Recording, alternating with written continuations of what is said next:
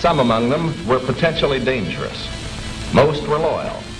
But no one knew what would happen among this concentrated population if Japanese forces should try to invade our shores. Military authorities therefore determined that all of them, citizens and aliens alike, would have to move. This picture tells how the mass migration was accomplished. Evacuation.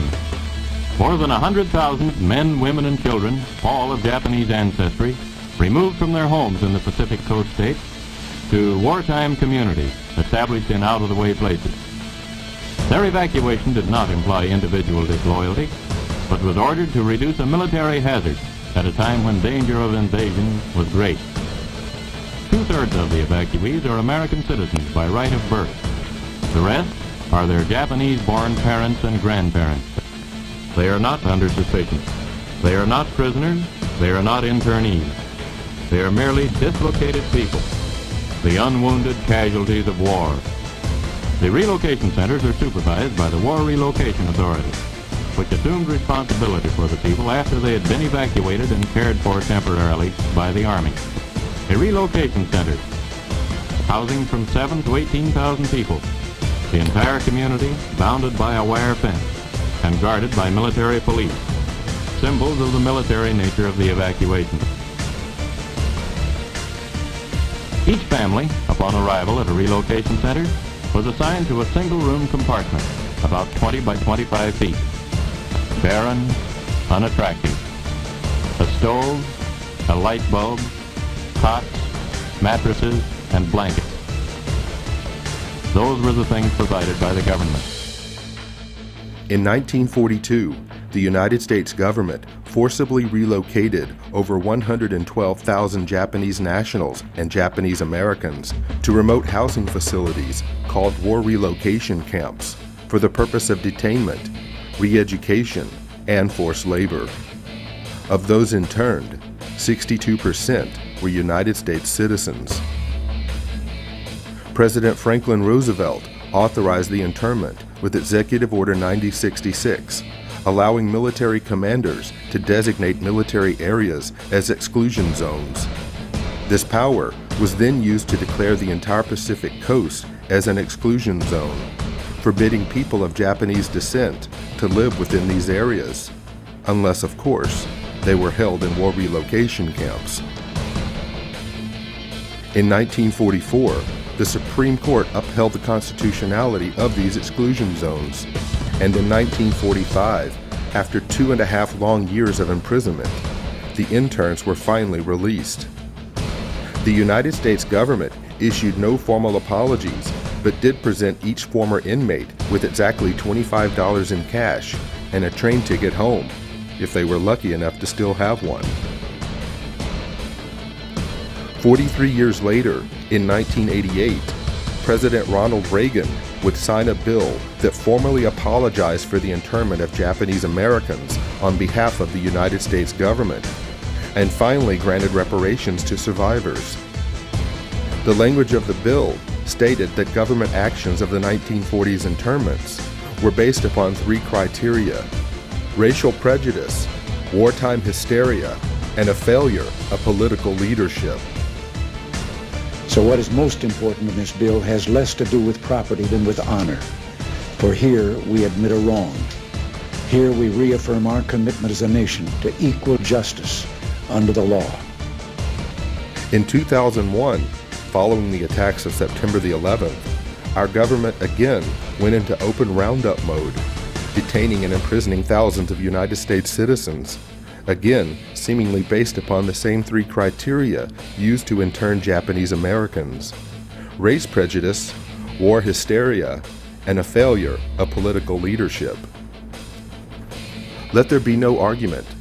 The United States government has put its own citizens in detention centers. The justifications for doing so range from personal prejudices based upon political and religious grounds to wartime frenzies and fears of future terrorist attacks. In a time of great crisis, the impossible becomes possible. Is it possible that internment camps are being built in the United States today? Is it possible that history will repeat itself?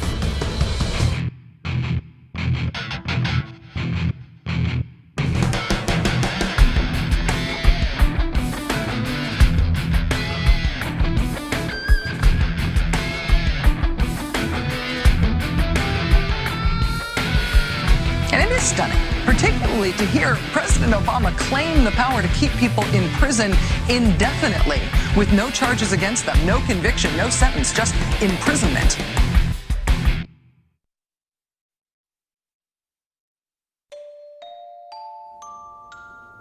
Well, we used internment camps here in the United States during World War II, and we interned Japanese Americans, or Americans I should say to be more correct, Americans of Japanese descent. And these people were cordoned off for the duration of the war. Background checks could have been done, they could have been released or cleared out of those facilities, but it was thought best, because there was so much animosity toward the Japanese for the attack on Pearl Harbor and subsequent deaths of U.S. soldiers, that these people just be kept out of sight in one of their detention facilities. On April 1st, 1979, by Presidential Executive Order 12127, the Federal Emergency Management Agency was created for the purpose of coordinating the response to disasters that have occurred in the United States and that overwhelm the resources of local and state authorities. Upon its creation, FEMA absorbed the Federal Insurance Administration, the National Fire Prevention and Control Administration, the National Weather Service Community Preparedness Program, as well as several other federal-level preparedness programs. FEMA was also given the responsibility for overseeing the United States Civil Defense, a function which had previously been performed by the DoD's Defense Civil Preparedness Agency. In 2003, FEMA became part of the Department of Homeland Security's Emergency Preparedness and Response Directorate. FEMA follows three simple directives. 1. National emergency recovery. 2. Continuity of government. And 3. Combating perceived threats to the existing social and political order.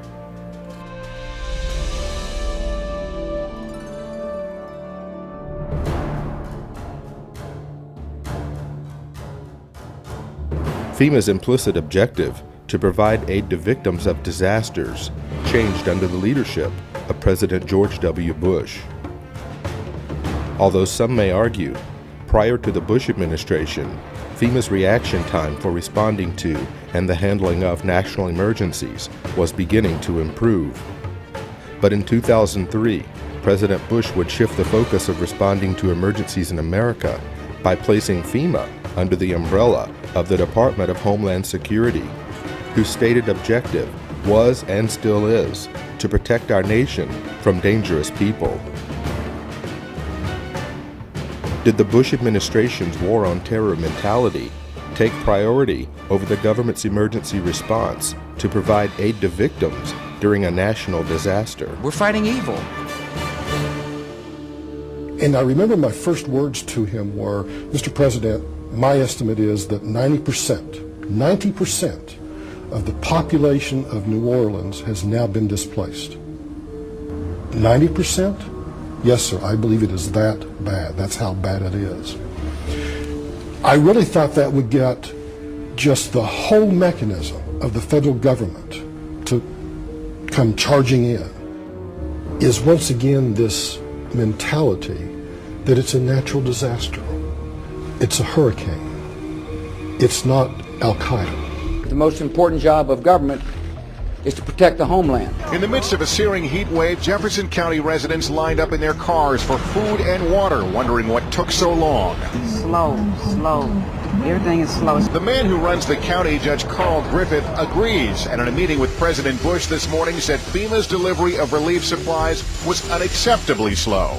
To save American lives, we must be able to act fast. A real distrust of the federal government, especially with the levee system, because now the Army Corps has pushed that date back now to 2011. It was supposed to be up by 2010. As requests for emergency assistance poured in after Hurricane Katrina, one applicant listed this as his address, the Greenwood Cemetery in New Orleans. FEMA promptly issued a check for $2,358 for rental assistance. That's just one of thousands of examples of alleged fraud and abuse described in a new report by the investigative arm of Congress cost to taxpayers about $1 billion. The examples are so egregious that what they tell us is that FEMA didn't perform even basic checks to safeguard taxpayers' money. Well, today the outrage spread to Congress where House members accuse FEMA of a cover-up. 2 years after Katrina, 76,000 FEMA trailers are still being used to house families who lost their homes. Many of the trailers have high levels of formaldehyde, which can result in dangerous respiratory problems. 3 of my children began having severe nosebleeds several times a week. It got so bad that this past Tuesday I actually had to go to the emergency room. Several deaths may well be linked to toxic levels of formaldehyde gas. It is a sick organization. And it has totally lost the confidence of the people of America. Overnight, FEMA decided to stop issuing debit cards at Houston shelters, but almost no one there hoping for a card had any idea. Pile everybody up in the van and come up here, and we can't even get what they said we was going to get. Even Houston's relief coordinators told FEMA a heads up would have been helpful. We just made sure everyone understood that every time they change their mind in Washington, D.C., it affects people here that are trying to deal with tens of thousands of people. We're talking about damage from Hurricane Rita last year, 2 devastated schools and kids and parents waiting for help. A few months ago, the folks at FEMA told the schools, one in Iberia Parish and one in Vermilion Parish in Louisiana, that they would get millions to relocate to higher ground. FEMA even helped them draw up the plans. And then FEMA took it back. Endless delays, he says, caused by FEMA, which just last week delayed money for rebuilding yet again. They're more worried about their own positions in FEMA, their own salaries, than the recovery process down here. There is a new hitch to report about those infamous FEMA trailers. After spending nearly $3 billion taxpayer dollars to buy them, it turned out many went unused, and now FEMA is unloading them at bargain basement prices while other people need them. After a lengthy investigation, the congressional architects of the Department of Homeland Security concluded today that FEMA, the agency that is supposed to respond to hurricanes and national disasters, should be taken out of the mammoth Homeland Security bureaucracy, disbanded, then put back together in a better way and placed under direct control of the president during emergencies. A Senate report on the government's response to Hurricane Katrina says FEMA is so far beyond repair that the agency should be scrapped. It said that agency failed in its view to anticipate and then respond to Katrina. FEMA is discredited, demoralized, and dysfunctional. FEMA is discredited, demoralized, and dysfunctional.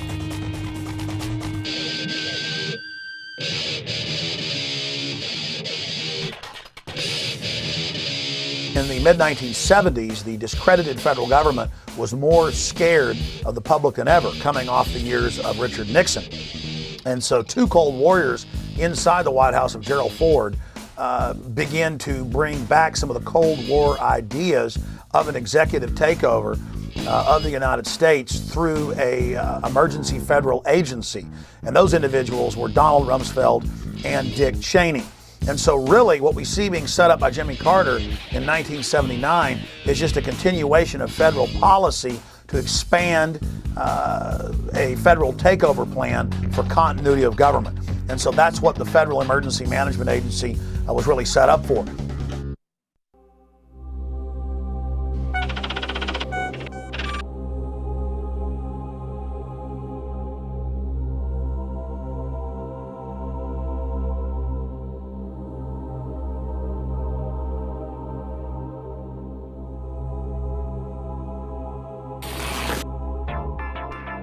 Colonel North, in your work at the NSC, were you not assigned at one time to work on plans for the continuity of government in the event of a major disaster? Mr. Chairman. I believe that question touches upon a highly sensitive and classified area, so may I request that you not touch upon that, sir. One of the programs that got exposed during Iran-Contra was Rex 84. And Congressman Jack Brooks, in those hearings, brought up the fact that in reality, FEMA was a cover for a huge continuity of government program in case the American people ever rebelled. And that was the architecture or the blueprint for the illegitimate shadow government to fully take over the functions of the entire federal government, suspend the Constitution, suspend the Bill of Rights, and arrest whoever they wanted to. And FEMA was going to control the camps that the people were going to be put into. And FEMA would be the main governmental institution with different directors over every agency. And now when you watch FEMA on television, it's always a colonel or a general or an admiral in uniform who's over the different departments. The martial law portions of Rex 84 were outlined in a 1982 memo written by FEMA Deputy John Brinkerhoff. Martial law was to be declared in the event of a national crisis, yet the plan did not define the term national crisis. The plan allowed FEMA to take control of both federal and state governments, appointing military commanders to replace duly elected officials. The plan also called for the rounding up of at least 21 million American Negroes for delivery to numerous military bases converted into prison centers, also known as FEMA relocation camps. Why? Because at that time, African Americans were classified as one of the largest threats to the continuity of the federal government. Who does the federal government consider the biggest threat these days? The convergence of globalization and technology has created a new brand of terrorism. There were persons who, for whatever reason, came to view their home country as the enemy. The kind of right-wing, religious-based domestic terrorism. Disturbing news tonight about homegrown terror. Part of this is big change in the White House, a new cultural experience, and some of the crazies are coming out of their closet. Right now, it looks like there is no connection between the men arrested and any known terrorist cell. Homegrown. Homegrown, I should say. Folks, we've got a very serious situation here. I'm holding what is called the right-wing extremism, current economic and political climate, fueling resurgence and radicalization and recruitment. And in it, we talked about the fact that they define pro-lifers as domestic terrorists. They put this in a Department of Homeland Security document, this official assessment, now saying pro-lifers, people that believe in end-time prophecies, people that are opposed to the administration's position on immigration, those of us that are standing up for the sanctity of life and for the sanctity of marriage, all of those are now potential, and this is what they're saying, domestic terrorists. It's a terrorist next door that could be our bigger threat. They call people who believe in the sanctity of life, who believe in owning firearms, who believe in serving their country in the military and coming back, who are very concerned about the policies that this nation is embarking on, spending too much money, taxing too much. It's all listed right here. These are the domestic right-wing extremists. 1 million names under the watchful eye of the United States. America's so-called terrorist watch list has hit the record number according to one of the country's most prominent civil liberties groups. That's a lot of people to keep track of. They're adding new people all the time. It's a secret list that you don't know really quite how one gets on and you don't know how you get off. They're coming out and profiling huge groups of people. You know, if you voted for a certain political candidate, you should be considered a potential threat. And you couple that with things like the Patriot Act, where if you are a threat in their eyes, you can be held without access to judge, jury, and without access to a lawyer or even to your family. That's very concerning because we've watched our country go through and do this to brown people, you know, overseas. They're rounding up enemy combatants and they're putting them in camps and they are torturing them. That is a fact. We know that. In May 2007, President Bush signed a National Security Presidential Directive 51. The unclassified portion of NSPD 51 states that in the event of catastrophic emergency, a cooperative effort among the executive, legislative, and judicial branches of the federal government, coordinated by the President, will replace normal governmental procedure. Most Americans would agree that it would be prudent to have a plan to provide for the continuity of government. They have such a plan. They introduced a little sketchy public version that's clearly inadequate and doesn't really tell us what they have in mind. But they said, don't worry, there's a detailed classified version. But now they've denied the entire Homeland Security Committee of the United States House of Representatives access to their so-called detailed plan to provide for continuity of government. They say, trust us. Trust us? George W. Bush or Barack H. Obama, the corruption, the tyranny just expands like PDD 51, where the president says, Congress, you have no authority over any way the government runs ever again during an emergency. The presidency runs everything. You are literally titular. You are a figurehead. You are ceremonial. And congressmen then on the Homeland Security Committee, as high a level clearance as the president, said, we want to see the entire PDD 51. And the White House says, no, you don't get to see it because PDD 51 removes you from that process. This is high treason against the people. It is high treason to have the executive telling the Congress, you can't see Presidential Decision Directive 51. You can't see its accompanying executive order. You don't have any authority over anything anymore. FEMA is dysfunctional. This is high treason against the people.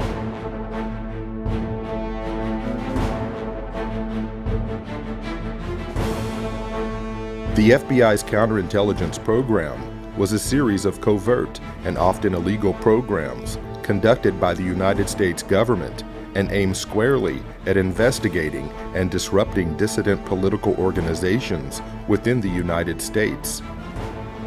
According to a Senate Select Committee study chaired by Senator Frank Church, and including such members as Phil Hart, Walter Mondale, and Barry Goldwater, the FBI's motivation for conducting these programs was protecting national security, preventing violence, and maintaining the existing social and political order.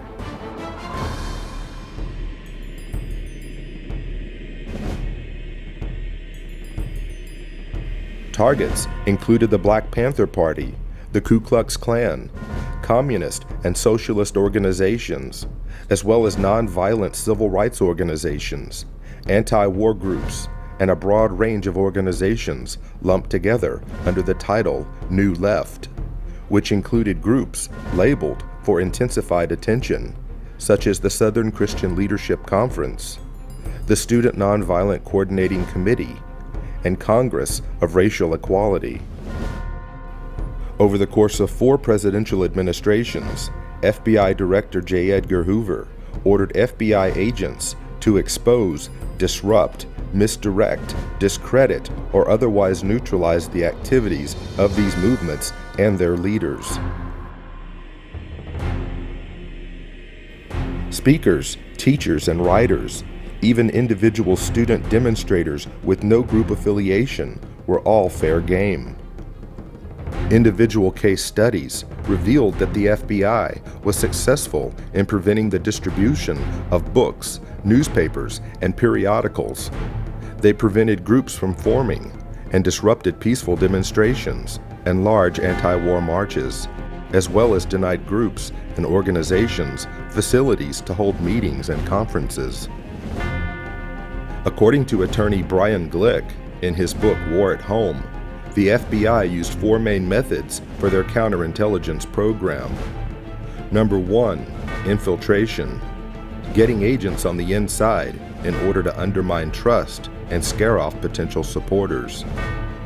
Number 2, psychological warfare, planting false media stories, forging correspondence, making anonymous phone calls, spreading misinformation about meetings and events, setting up pseudo-movement groups run by government agents, and manipulating and threatening parents, employers, landlords, school officials, and others to cause trouble for activists. Number 3, harassment through the legal system. The FBI and police abused the legal system to harass dissidents and make them appear to be criminals. Officers of the law gave perjured testimony and presented fabricated evidence as a pretext for false arrest and wrongful imprisonment. They also discriminatorily enforced tax laws and other government regulations. Number 4, extralegal force and violence. The FBI and police threatened, instigated, and themselves conducted break-ins, vandalism, assaults, and beatings, all in the name of maintaining the existing social and political order.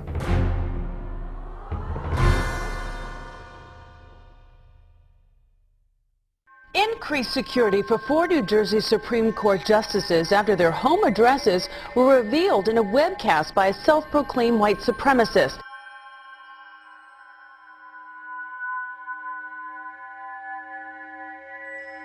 Welcome to the Hal Turner Show. Doesn't a noose symbolize hate, bigotry, division? Justice.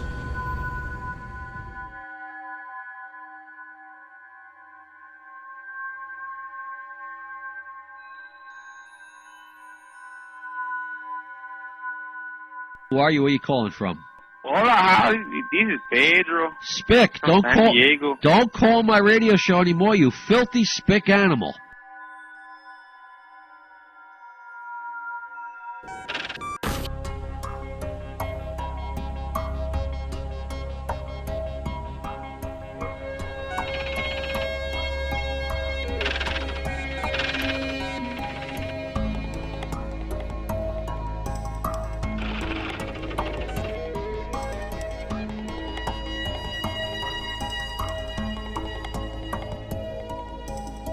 People were being profiled and stopped if they had certain kind of bumper stickers on their car, like a Ron Paul bumper sticker or a Chuck Baldwin supporter. And as you read the Make report, bits and pieces of that were lifted right out of the Project Megiddo report back in 1999 by the FBI, describing what terrorists were, how law enforcement could identify potential terrorists. And I can remember back in the 90s, the FBI was doing an education program with local law enforcement, and what they had was a trifold pamphlet. Again, this was not meant for public consumption, only to be passed around amongst the rank and file and the police. It ran through the list of what a potential terrorist might be or what they might prescribe to.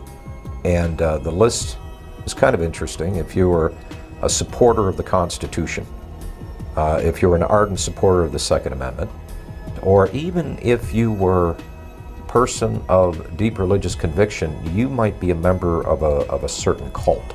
And going back to Project Megiddo, it's all basically the same thing. That if you have any strong beliefs in anything, that you could be a possible threat. You could be a terrorist threat against government structure. In Missouri, a new document meant to help Missouri law enforcement agencies identify militia members or domestic terrorists has drawn criticism. The February 20 report, called the Modern Militia Movement, mentions such red flags as political bumper stickers for third-party candidates, such as Ron Paul, who ran for president, talk of conspiracy theories such as the plan for a superhighway linking Canada to Mexico, and possession of subversive literature. So the state police in Missouri have been told that if you see a car with a bumper sticker that opposes the so-called creation of North American Union, the superhighway, that you are probably following a militia member, that you are following an anti-government radical. If you see a car with a bumper sticker that says Ron Paul for president, you might be dealing with a violent radical. Exercise extreme caution.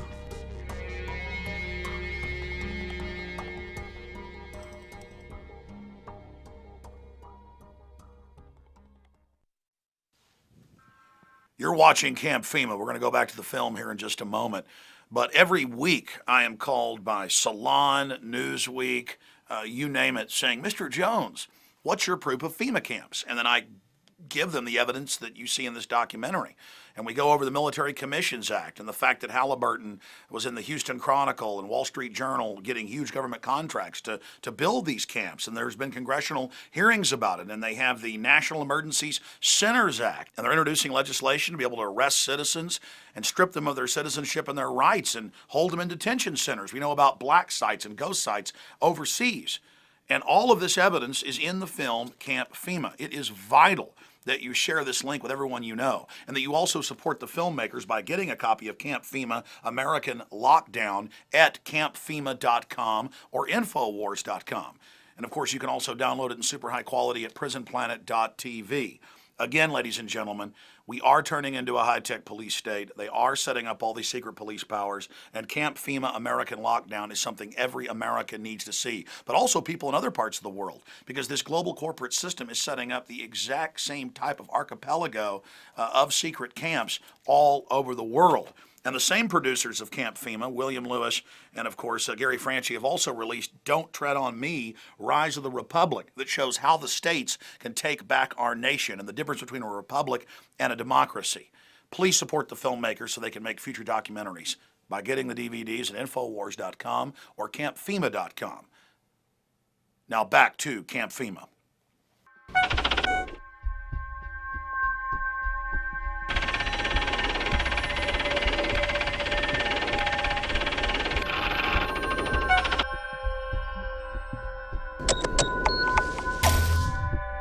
We do know that 28% of their funding comes from the Department of Homeland Security.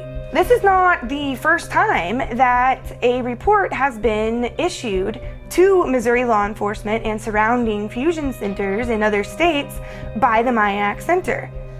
This right here is a stack of every single one of the MIAC reports that has been drafted. MIAC Alert, Constitution Rangers, June 7th, 2007.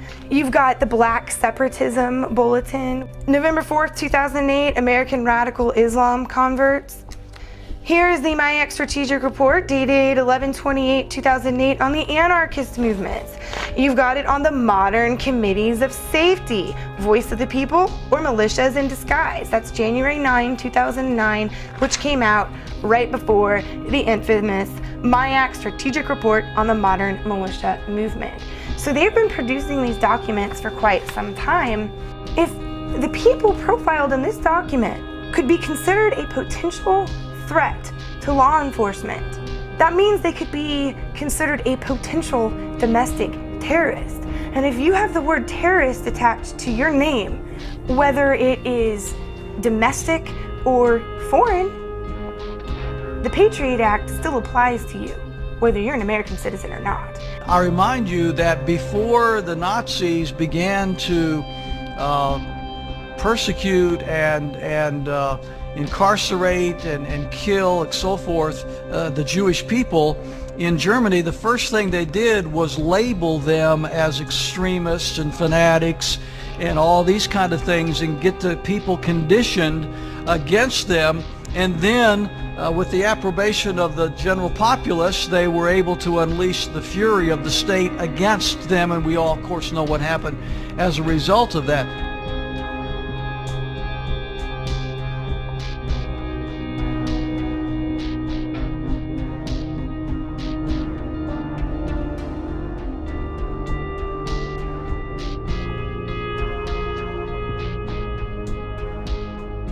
Is that the face of a terrorist that they had to know where that cash came from? Again, it's turning more into fascism. It's one thing for them to make sure you don't have a gun or a bomb in your pocket. It's another thing for them to not like a book.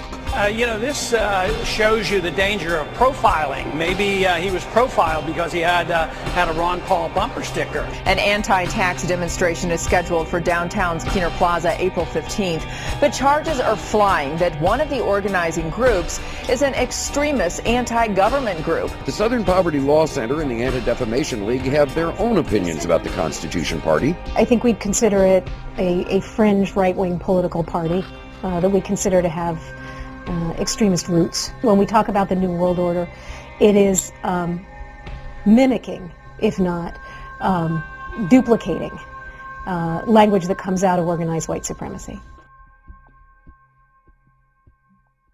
The elites have said that they want to have a final revolution, that they know the public's going to revolt against them, so that's why they've scientifically set up the surveillance grid, the cashless society. This whole continuity of government system is designed to suppress and control the people of America. Northcom, the Pentagon, the military are all announcing their number one job now is fighting the American people. They're saying the number one terror threat is veterans and gun owners and conservatives and libertarians and Ron Paul supporters. And I've been sent secret Army documents. We call the phone numbers and they're accurate and real, where I'm being watched at In the Fed protest, where we peacefully go out and demonstrate. And now even the ACLU has written letters saying, why is the Pentagon watching U.S. citizens? Why are you listing any protest as an act of terrorism? The real terrorists are the people that have hijacked our nation that would dare say the First Amendment is terrorism.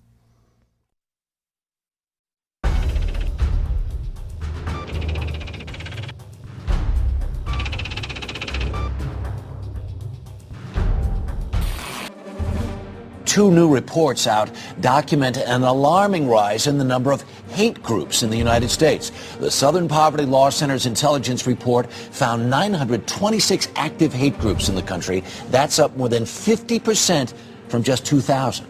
Morris Dees is the founder of the Southern Poverty Law Center. He joins us from Montgomery, Alabama. Good morning, sir. Your report dovetails with a brand new report from the Department of Homeland Security claiming basically the same thing. And they say part of it is because of the election of President Obama. Other part of the responsibility goes to the deteriorating economy. The political climate, the election of Obama, the immigration issues that have faced the United States over the last 5 to 10 years, and now especially the economy, is almost causing a resurgence of what we saw in the days of Timothy McVeigh, almost a militia movement that's being reborn in the United States. Homeland Security says people who oppose abortion or worry about the threat of illegal aliens could pose a radical threat to America. It warns about groups and individuals dedicated to single issues like abortion, immigration, and gun rights, and even raises a red flag about veterans returning home from the wars in Iraq and Afghanistan. Doesn't this report seem to lump in ordinary Americans who have real concerns about stuff with nutjob racists and anti-Semites?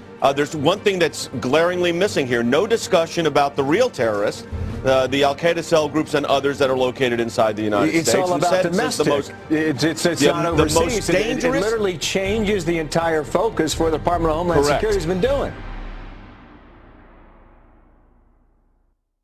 I was passed by an Oklahoma City police officer vehicle, and they slowed down, got in behind me, followed me for about 3 miles, and then pulled me over.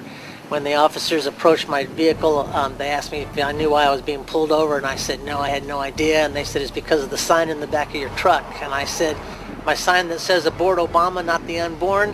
And the officers said yes, that's why. Later that afternoon, I got a call from the Secret Service.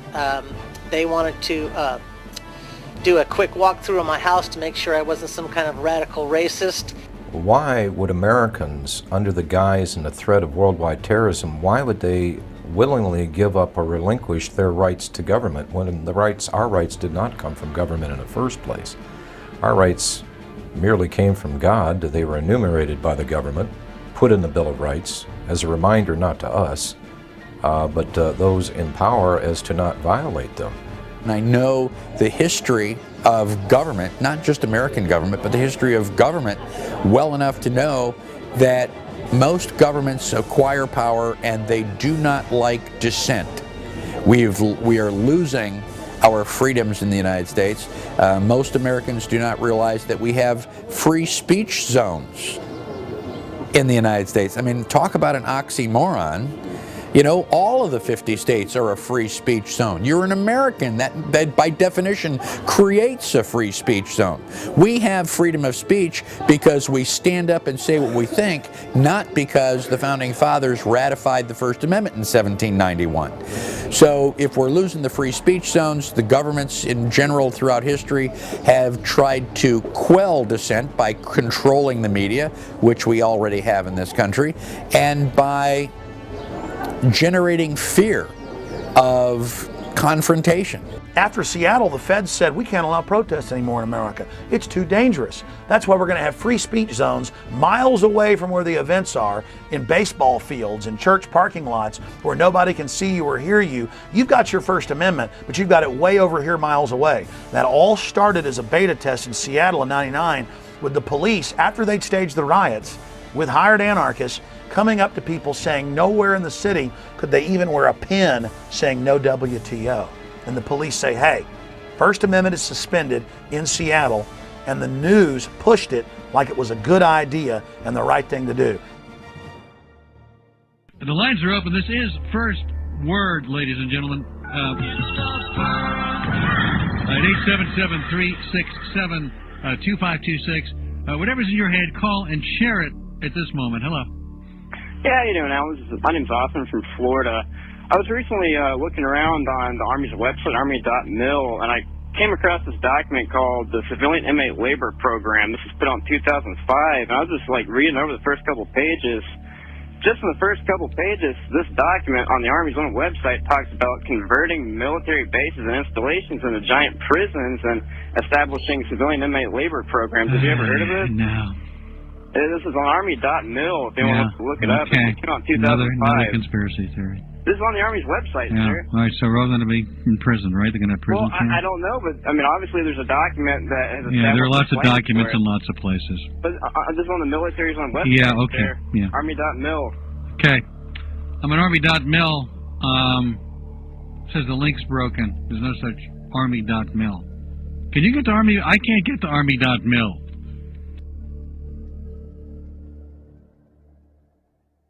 Army Regulation 210-35.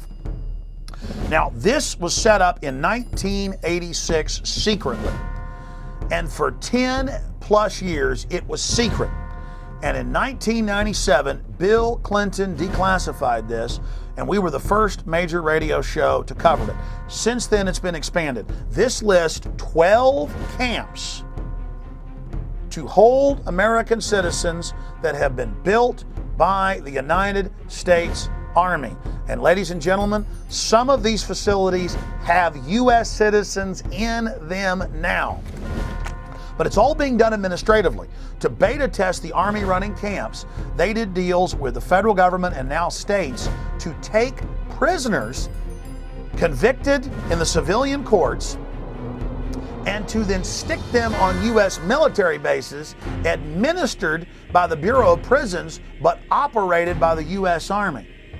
So see, they're taking state and federal prisoners and sticking them under Army control and building these civilian inmate labor camps all under Rex 84 right out in the open, and no media will ever touch this.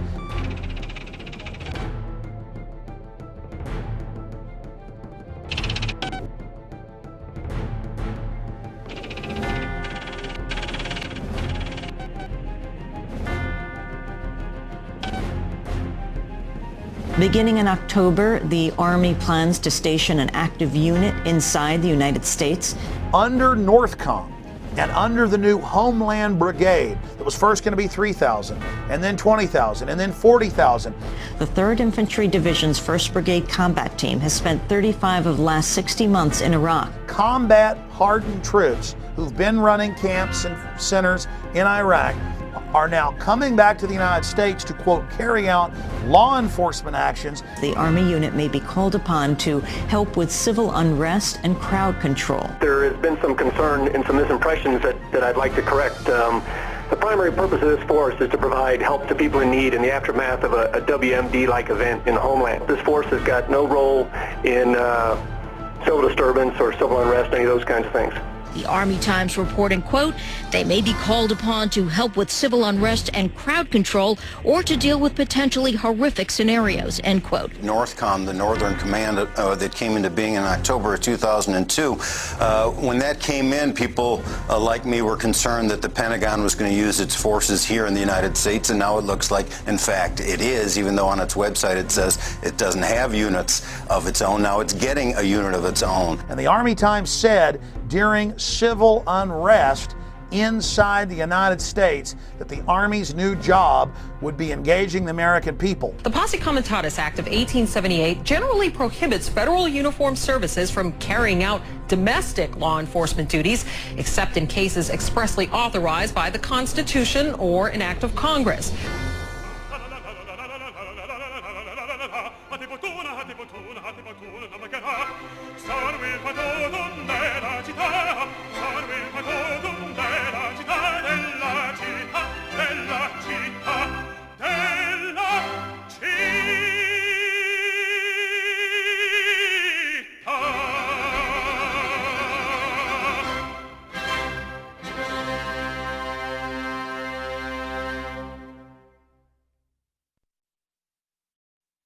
They can't just come in and say, you know, I want to see everything in your car, I want to see everything in your house, I want to go through your computer. You either have to voluntarily hand that over to them, or they have to have probable cause and get a warrant to do that. So it's very clear that the government does not have the authority to be spying on us. That was not the intent of our founders when they created this system of government. Over the last decade, we've seen the introduction and enactment of some of the most dangerous legislation ever to be conceived by our elected officials, who have not forgotten who they serve, but only now reveal to the American people, through the fruit of their own actions, that our rights and our freedoms are secondary. The USA Patriot Act allows for American citizens to be picked up and incarcerated indefinitely without charges, and allows law enforcement to conduct warrantless and secret searches of Americans' property and possessions. The Military Commissions Act dissolved the cornerstone of our Constitution by removing the writ of habeas corpus, allowing the permanent imprisonment of enemy combatants, and disallowing petitions to the court to know why you've been locked up in the first place. Although never passed by the Senate, the Violent Radicalization and Homegrown Terrorism Prevention Act shows us the mindset of our leaders in Washington. If passed into law, the bill would make public demonstrations and protesting into an act of terrorism and label the organizers as thought criminals and potential homegrown terrorists. Now that the federal government has the authority to sneak, snatch, and lock up its own citizens, a new bill has been introduced by Congress that gives the feds a place to hold those outspoken dissenters and potential domestic terrorists. The National Emergency Centers Establishment Act, or H.R. 645, allocates military bases to be converted into FEMA emergency centers. It also mandates that these camps be built complete with public works, medical, and educational facilities, just like the Japanese internment camps of the 1940s. Why is the media on one hand saying there are no FEMA camps, but on the other hand, legislation has been introduced to build them? H.R. 645, titled the National Emergency Centers Act, directs the Secretary of Homeland Security to establish national emergency centers throughout the United States. It's all being done for your own good. The bill directs these camps to be built in existing military installations, whether operational or not, for the stated purpose of providing temporary housing and to meet other appropriate needs as determined by the Secretary of Homeland Defense. Here's H.R. 645 legalizing what has already been developed, what's already been paid for by FEMA. And that is these FEMA camps for everybody's safety, these FEMA camps for everybody's comfort, these FEMA camps that the people need during emergencies. The government doesn't build things that are not needed or that there aren't contingency plans that say there's a reason for them. Also, it's been reported by WorldNet Daily that the Department of Homeland Security has already awarded nearly a $400 million contract to Halliburton to build some temporary detention centers on an as-needed basis. We know this is their main attack profile, is old, shut-down bases. And so you go point them out and go, look, the barbed wire's facing in, or look, you know, this is a designated FEMA camp. And they say, well, where are the people? Where are the people in the camp? The point is, it's a designated facility for that. Conceivably, these are the kinds of camps that could be used for political dissidents, just like occurred in Nazi Germany. I got a feeling in the next few years that you may start to see some American citizens end up in these camps for questioning the government. The president can declare a national emergency, and it can be anything. It can be a hurricane, or it can be political protests or civil disorders like we saw in the race riots. I think the government's anticipating that there's going to be a increased reaction against the economic downturn, and this could lead to the kinds of street riots and protests we've seen in countries such as France. If we do not have a government which is controlled and limited by the Constitution, then our personal motives and preferences are irrelevant.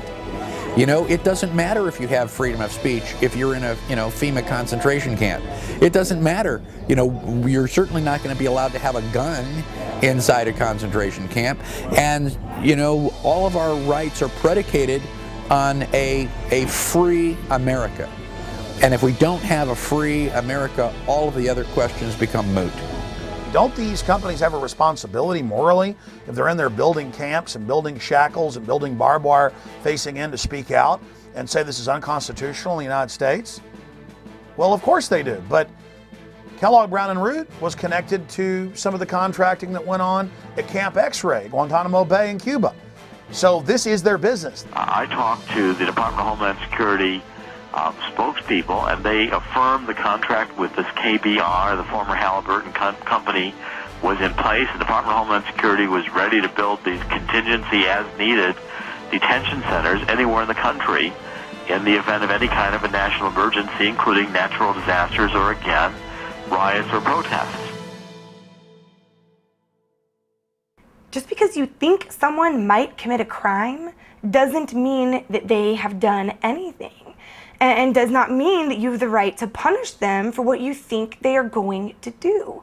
You know, in our system of government, you're supposed to be innocent until you are proven guilty, not guilty until you're proven innocent. And so if you can be declared guilty or potentially guilty before you even lift a finger, that is bordering on thought crime. That is bordering on punishing people for pre-crime.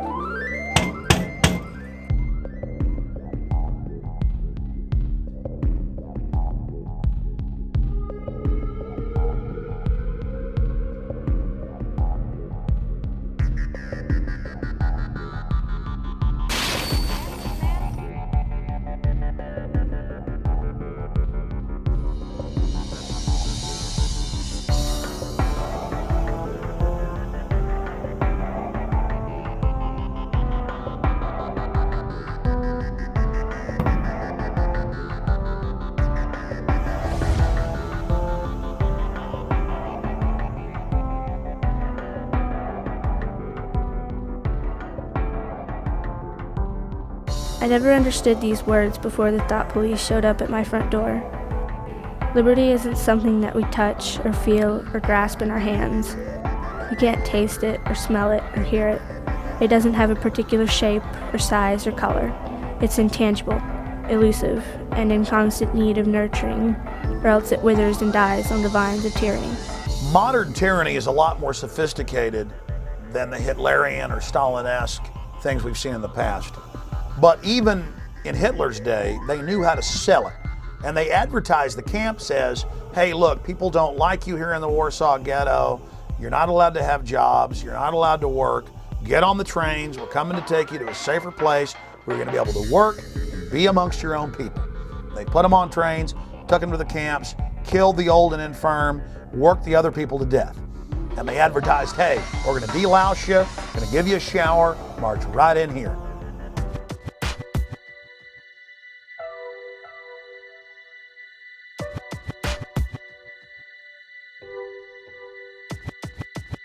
You have arrived at Sobibor. You are in eastern Poland. This is a labor camp. We have brought you here to work. You will work hard, but hard work is good for the soul. So in reality, we are your benefactors. You will be housed, you will be fed. All we ask is your cooperation. If you do your job, you will have nothing to fear. You will be given postcards. Write to your relatives, friends, to tell them that you have arrived here safely. We will mail them for you. Unfortunately, there have been reports that typhus has broken out at several labor camps. We do not want typhus at Sobibor. Therefore, first you will be taken to the shower facility, where you will each have a hot shower. Naturally, men and women will shower separately. Women will have their hair cut short before they shower. While you are showering, your clothing will be disinfected. Remember, the better your behavior, the easier your stay will be. As they roll this system out, this total federalization out, they're selling it as if the FEMA camp is a place that the disadvantaged and the poor and the illegal aliens, as the economy collapses, will need to come, will need to stay. Now, in this more modern, sophisticated system, they're going to advertise the camps. They're going to show people getting the free concert, with a rock and roll star, or the Sunday night movie, or the free medical care, and they're going to be beating down the doors to get in the camps. Another way is to have an economic collapse that's fabricated. Okay, you cut lending from banks. Nobody has any money anymore. The economy tanks. Okay, then you've got massive people homeless everywhere. Then there's a problem. Economic collapse. The reaction is people get desperate and need a home. Solution is we present the home to you, which is the FEMA camp, which will be advertised as a wonderful place. Of course, it's a lie. So what you have there is they fabricate a problem to create reactions, which gives the solution they originally wanted in the beginning, which was to get everybody into the FEMA camps. That's how proud. This is the story of history. It's happened over and over and over.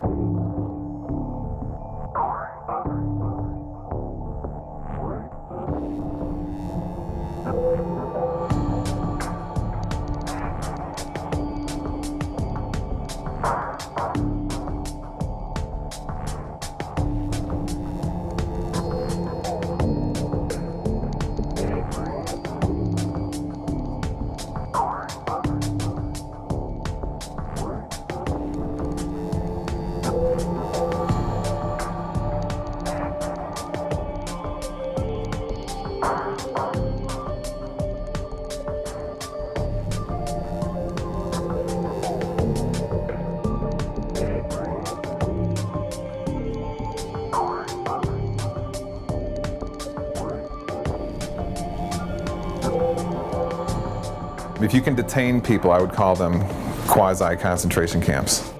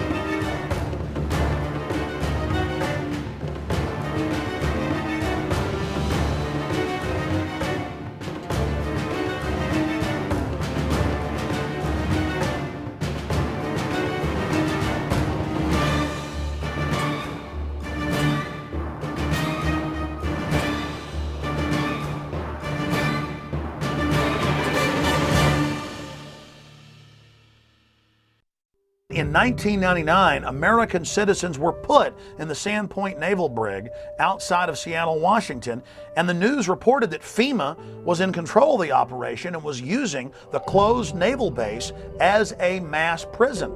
And the people were put in plastic handcuffs and taken indoors, inside warehouse areas that had barbed wire fences, porta potties, and cots. The same system we saw set up at Pier 57 a few years later in 2004 for the Republican National Convention in New York City. Convention protest groups are not happy with what they call a clandestine detention center. We discovered officers that had to spray tear gas to control one protester, and then at least 4 officers held down another protester. The recent discovery of a makeshift jail in Denver's warehouse district is causing outrage among some. It's a warehouse filled with makeshift jail cells to be used if there are mass arrests. It was apparently constructed to hold DNC protesters. Those cages are for the safety of law enforcement agents and those who are arrested, but Recreate 68 calls this place a concentration camp, unfit and inappropriate. We don't need another gulag or stalag or prison, whatever you want to call it, to house people who just want to express an opinion of a better world. That's why we have the protests. This lot sitting right next to where we're filming right now, it's fairly big, comprising several acres. That itself can be readily turned into a holding area by virtue of some concertina wire, some observation guard post, and a security ring. Doesn't take much. It can be a sports arena. It could be abandoned airports. It could be abandoned military facilities. Any place that you could set up a security perimeter could be used as a temporary internment camp.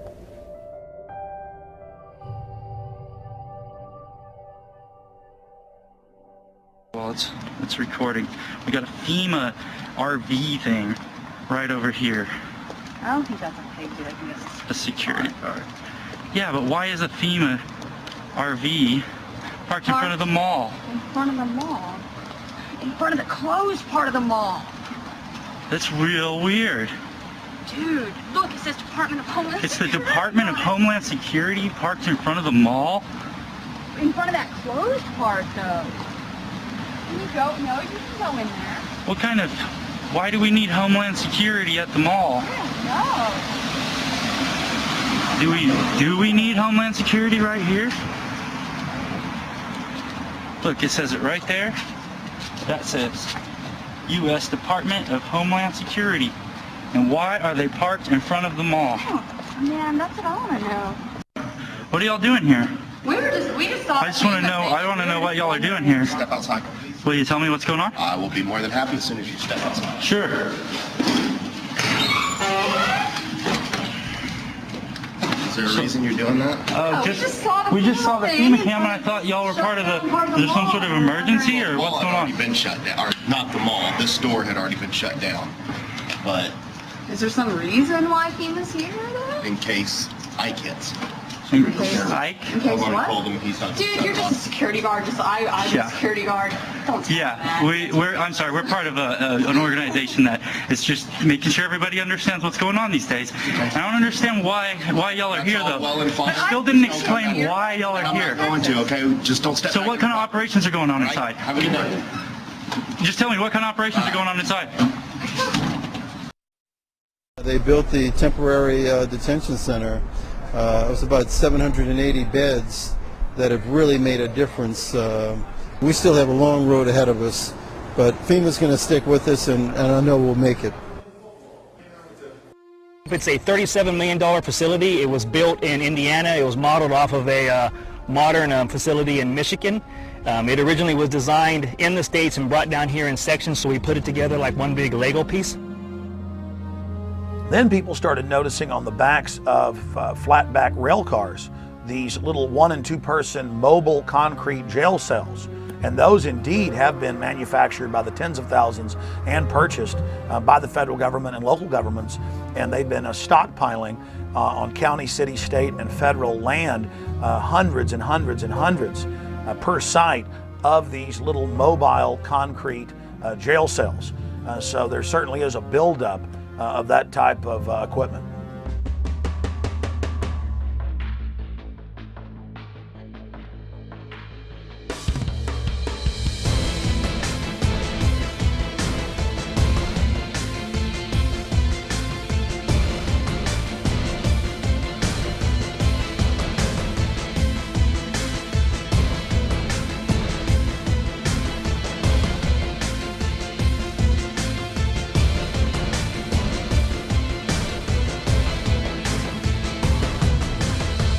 Several years ago, the military issued a challenge to create a faster and better razor tape.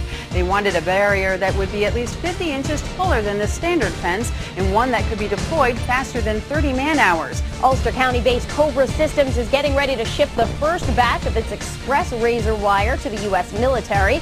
The system allows soldiers to lay hundreds of yards of wire from the back of a vehicle in just a few moments. This is more of an action of a country that has gone absolutely berserk, that they feel that they would have to jail their own citizens, that the government would fear its own people so much that they would be talking about detaining people or incarcerating them or vetting them or investigating them or whatever. This whole thing has been turned on its head. So anytime that you can demonstrate the power of government and you want to condition people into a way of thinking or to intimidate them or make them fearful, do actions that are going to put the fear of government and authority in people's hearts. Strike that chord and make them shut up. Just when people in this country should be doing exactly the opposite, because I don't even recognize this country anymore. Attention, attention, attention. American forces are here to help. Remain calm. We will not tolerate civil disobedience.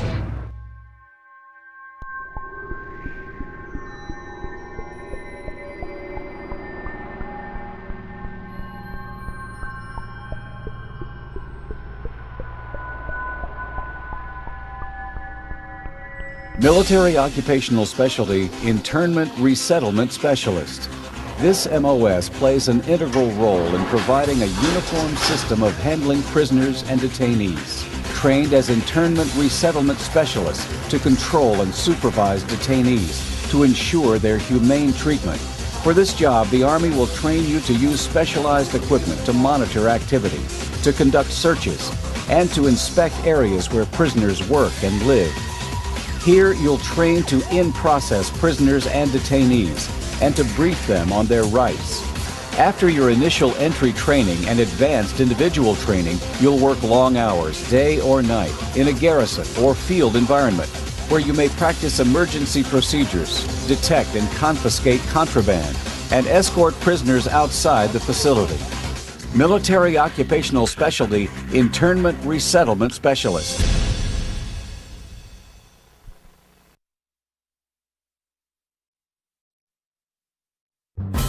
The burden of service has fallen almost exclusively onto the backs of our military.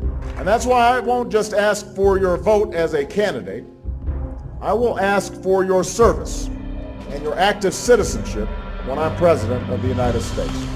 Citizenship is not an entitlement program. It comes with responsibilities. A young person joining our military must know that we will only send them into harm's way when we absolutely must. We need to ease the burden on our troops while meeting the challenges of the 21st century.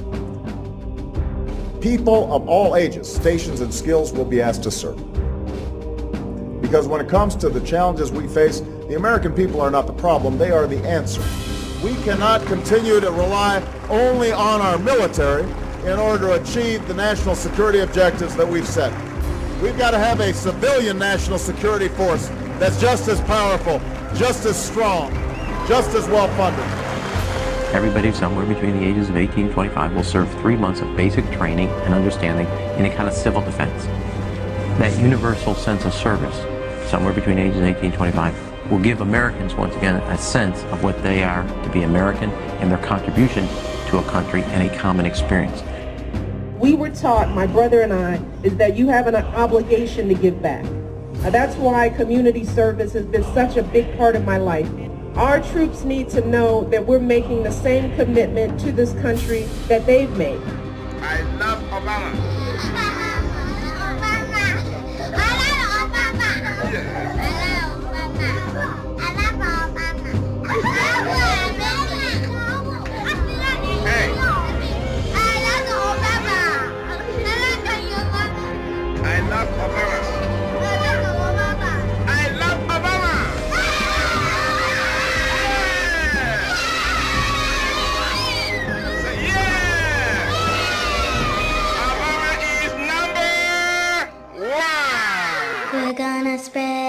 happiness.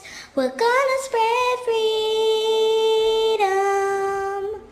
Obama's gonna change it. Obama's gonna lead 'em. Obey, out, obey, out, obey, out, obey, out, obey. Since then, even the New York Times has reported that they're training the Boy Scouts now with Homeland Security to, quote, take on disgruntled veterans and gun owners in, quote, seek and destroy operations. And they had photos in the New York Times of these kids dressed up in Homeland Security outfits going after veterans and gun owners. Stalin said, give me somebody before age 7 that can turn them into anything I want. So that's why there's this push. Get the kids into the school system, get them to not follow evidence, get them to only do as they're told, get them to be little robots, get them to think it's normal to march up in lines and act like little soldiers and so forth. And then later in life, they'll never know the difference. Everybody has to get rid of the idea that they're an individual. They have to understand that we all have to work in the group for the collective, for the good of the whole. Not for the good of your child or for the good of the teacher, for the good of the whole. If you have to give up some of your most cherished beliefs, and that they have to train you to give these up because it's going to be for the good of the whole, you give it up. What this legislation does then is to help harness this patriotism and connect deeds to needs. We cannot continue to rely only on our military in order to achieve the national security objectives that we've set. We've got to have a civilian national security force that's just as powerful, just as strong, just as well funded.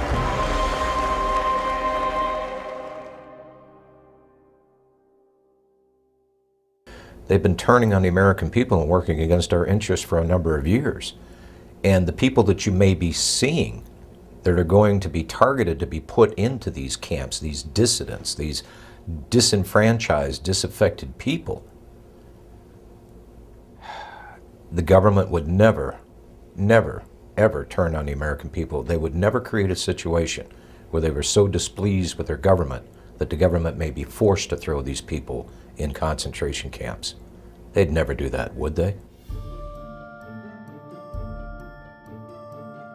My name is Sam Ozaki. I'm a native-born American citizen, Los Angeles, California, along with about 120,000 other persons of Japanese ancestry when Franklin Delano Roosevelt signed Executive Order 9066. We were all rounded up like cattle and placed into America's concentration camps. They had designated areas where people would report, and they were transported by bus to they called them assembly centers. They didn't have facilities to house 120,000 persons, so they took over racetracks, fairgrounds, places like that. Work in the camp was slave labor. In fact, they had us making camouflage nets for the United States Army. Now that was absolutely slave labor. Later on, I said, we should all have refused to work and then let the Army and the government come in and do all the chores that had to be done. But as I said, we had lost all our, not only our life and liberty, but also our finances. You know, when you think about it later on, we were not much better than Hitler. On the other hand, we have to say that at least we were not gassed and murdered like the thousands that were killed, millions really, in Europe. Although I have to say that there were at least 10 persons shot and killed by American guards simply because they got too close to the barbed wire fence that was surrounding the camps. Native-born American citizens like myself were denied life, liberty, and the pursuit of happiness in total violation of all the Constitution, the Bill of Rights, and so forth. Every morning the children would stand up, face the American flag with liberty and justice for all. You know, psychologically, it really affected us. That's why, for example, I mentioned earlier on that there were many parents who never even told their children that they had been in concentration camps because they were ashamed. We should not be ashamed. It was the United States government that should be totally ashamed of their behavior and putting 120,000 persons of Japanese ancestry in America's concentration camps. And you have to be alert because it can happen again.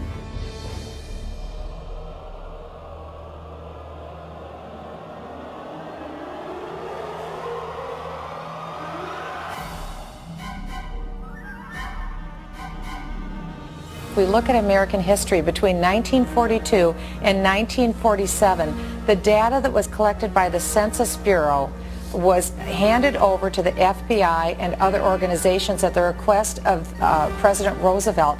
And that's how the Japanese were rounded up and put into the internment camps. I'm not saying that that's what the administration is planning to do, but I am saying that private personal information that was given to the Census Bureau in the 1940s was used against Americans to round them up. I think there is a point when you say enough is enough to government intrusion. And you had mentioned this earlier, 28 pages. I have the survey right here, Glenn. This is the 28-page survey. This is the short form that every American will get next year.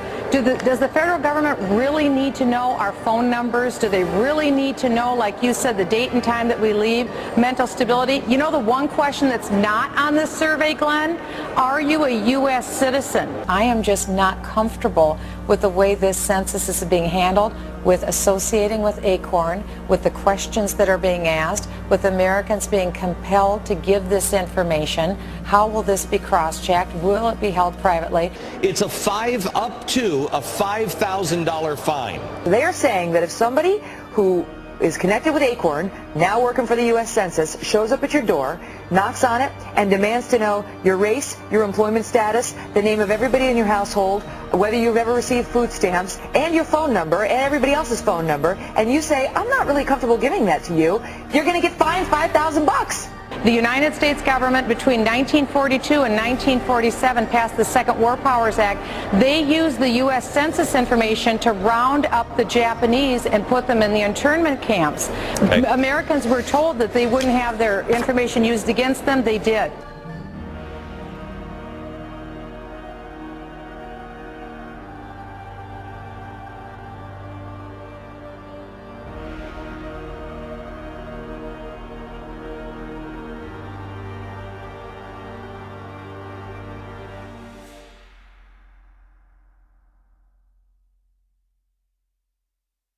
Well, one of the things that we're fighting here in Oklahoma City, we have a radio show called Radio Free Oklahoma, and we try to get the information out about the upcoming swine flu vaccines. You hear that Northcom is coordinating with FEMA to work for the mandatory vaccinations. There's all the legal framework in place through the Patriot Acts and the Emergency Medical Powers Act to force these vaccines on people. And then if you deny it, you know, where are you going to go? Well, they say that you can be charged with a felony or put into a quarantine area. Now it's starting to come into view how these camps could be used. Well, today we're in a circumstance where the economic and the political dynamics are pushing America and the whole world into a crisis dynamic. This crisis is being created through the process of sustainable development policy. Several things are occurring. One is that our system of justice is being changed. We're shifting from equal justice, where every human being has certain unalienable rights to life, liberty, and property, etc., to a system of social justice where no one has any such right, but where people are judged based upon the group that they're part of. Previously, there have been several reports, such as the MIAC report in the state of Missouri, but this is the first time that a report such as this actually named individuals. Once you label someone in a derogatory manner, an extremist, a potential militia member, terrorist, whatever term is used, for some people the moniker will remain. Before you can persecute people, before you can incarcerate large numbers of people, you have to marginalize them. You have to create the image that these people are dangerous to society, or they're extremists or radicals, call them what you will, but marginalize them from the mainstream of society so that at that point the rest of society will accept the persecution that might result upon this group. It's been an age-old strategy that's worked in every totalitarian regime in the history of the world. And that's why we're concerned here in the United States when we see this kind of marginalization going on about people who voted for Ron Paul or people who voted for Chuck Baldwin. Why are they being marginalized? Why are they being singled out as a potential danger to society? And I think it's shades of the strategies and tactics of totalitarian regimes in history past, and that should never happen in this country. The people in Washington, D.C. haven't represented what was on the American people's minds for a long, long time. They are the most disassociated, discombobulated, disconnected people on this planet. And they necessarily had to do that for all the violations of the Constitution that they've done. Just how far are you willing to go before you stand up and say no more to the federal government? Our founders actually intended for the federal government to be very small and limited, and that most of the service of government was to be done in the states. And so I think there's probably a growing conflict between states and the federal government. And I think there's some really good reason for the federal government to be concerned right now, because I think there are a lot of people in the United States that are beginning to say, where are we going to draw the line in the sand and say no more to the federal government?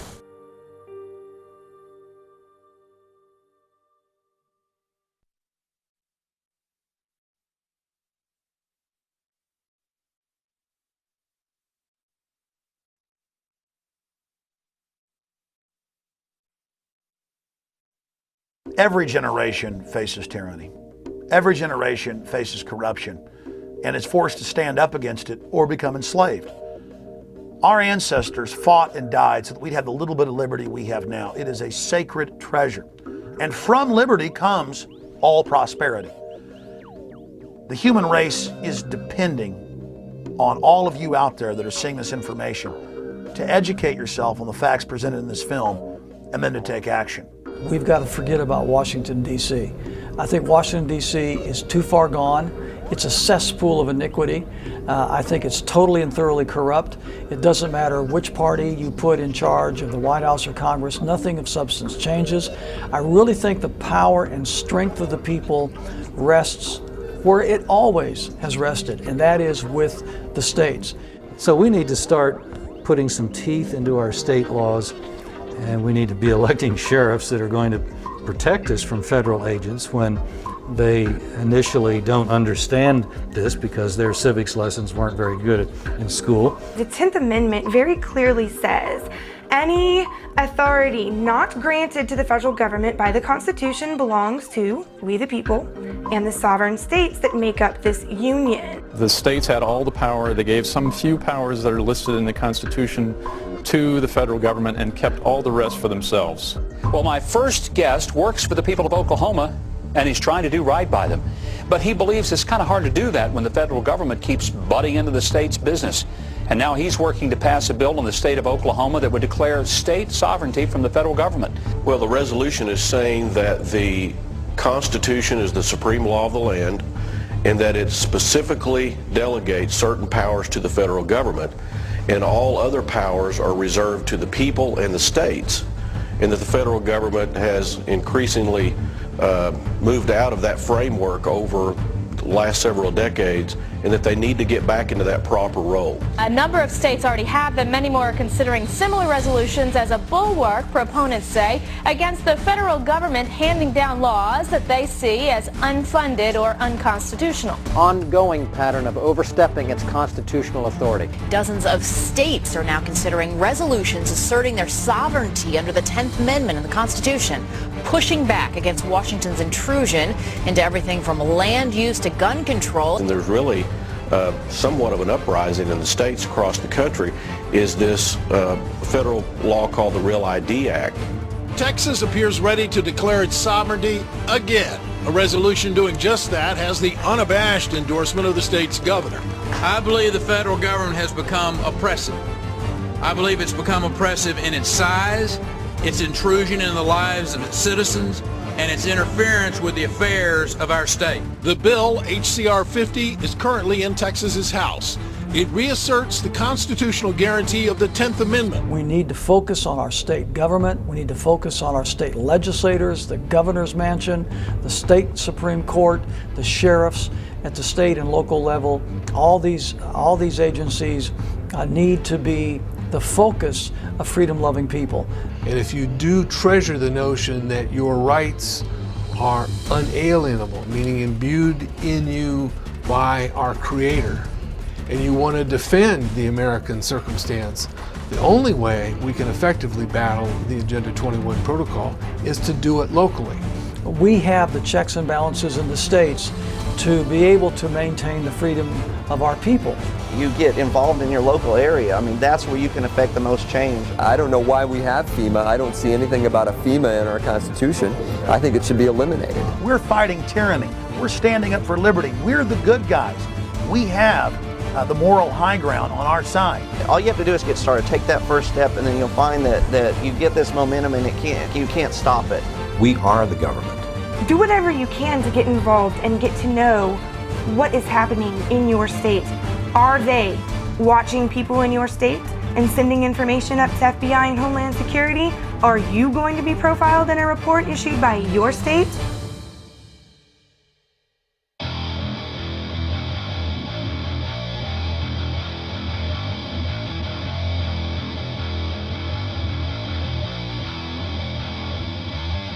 Just be alert, study your Constitution, learn all you can.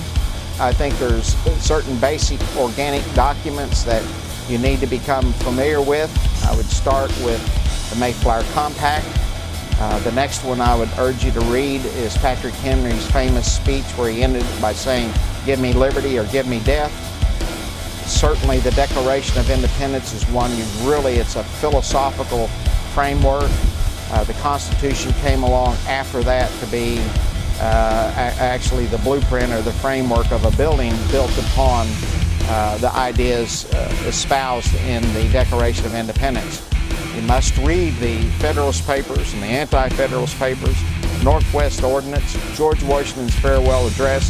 These are the organic documents from which we came, and it basically expressed who we were when we attained to greatness. It's who we need to go back to. On top of that, there are many other really important books to read to understand your enemy. And I would suggest The Shadows of Power by James Perloff, Creature from Jekyll Island by G. Edward Griffin. Another one actually written by one of the enemies, in my opinion, is Carol Quigley's Tragedy and Hope. So read those books, study and all to know what we are, but also equip yourself with understanding of who your enemy is, because we're in a struggle for our future at this point in time.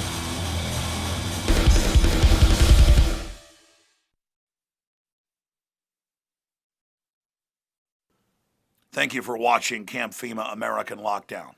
The information in this film is documented fact, but don't believe myself or the filmmakers.